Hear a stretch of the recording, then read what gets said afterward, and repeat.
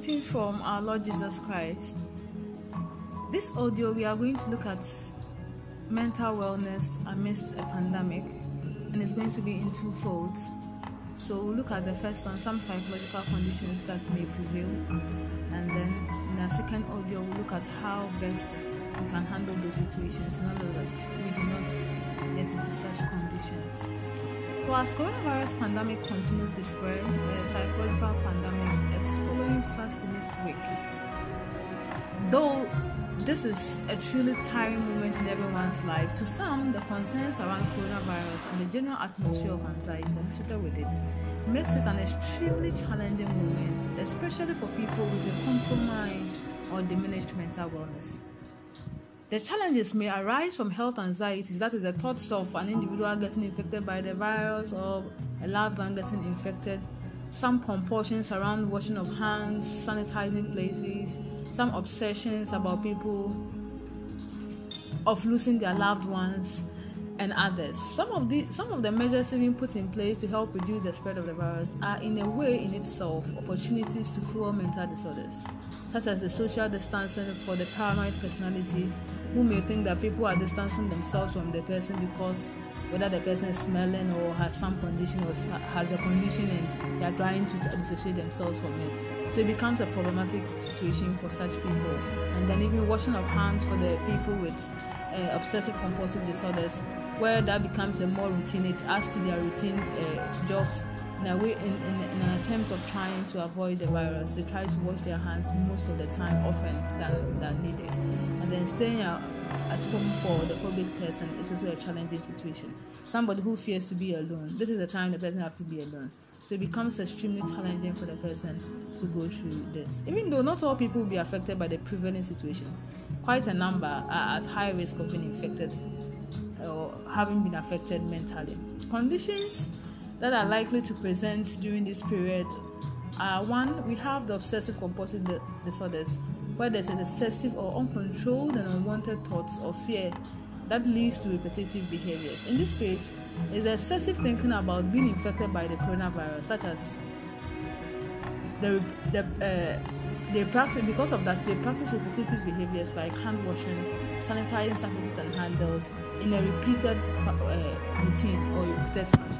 So this way of doing things, it is above needed, if we should put it that way. And then we have the generalized anxiety disorder, which is characterized by excessive worry over a number of things over a long period of time. So they may anticipate disaster looming, such as uncontrolled spread of the virus in the country. They may worry about money, their health, their work, their family issues, their children and everything. So even the fact that children cannot go to school, they are worried that children may not be able to perform well when they go back to school. They are worried virtually about everything. And so this causes a constant worry and leads to some restlessness and then trouble with concentration. Then we have some addiction disorders. So in an attempt to adjust the prevailing scenes of COVID-19, many of us have introduced or strengthened some behaviors as a way of coping with the distress surrounding us. These behaviors, when not properly regulated, may become addiction. And addiction is the compulsive use of or engagement in a behavior despite its harmful consequences.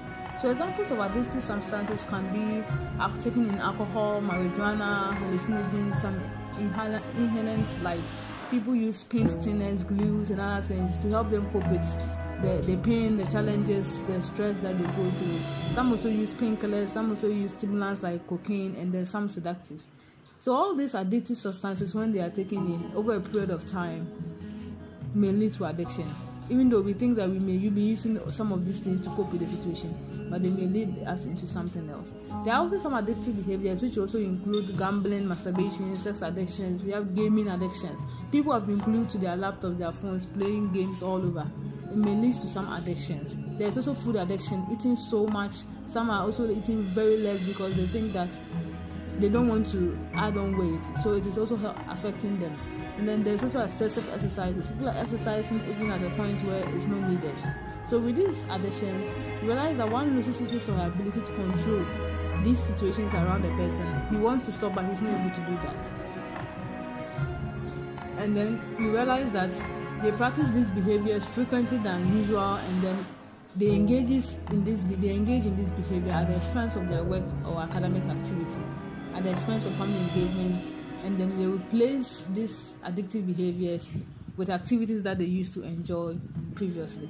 We also have what we call hypochondriasis, where there's an obsession with the idea of having a serious but an undiagnosed medical condition, and that minor symptoms indicate serious diseases or serious conditions. So in this case, one feels that he or she has either been affected by the virus or there is an existing medical condition that can cause a worsened infection when they contract it. So others will interpret the slight cough or sneezing to be an infection of the virus, and they begin to make contacts to be tested. Such people may test negative but will not be satisfied with the results. They may continue to test and test and test due to the excessive nature of their worry about the condition. So these conditions are likely to worsen among its patients, and most of the time it also puts people at high risk of being diagnosed with such conditions. This video was brought to us by the Ghana National Association of Adventist Students. Thank you for listening. For more educative videos and sermons, please visit www.gnaas.org or visit our YouTube channel or find us on Facebook. Thank you.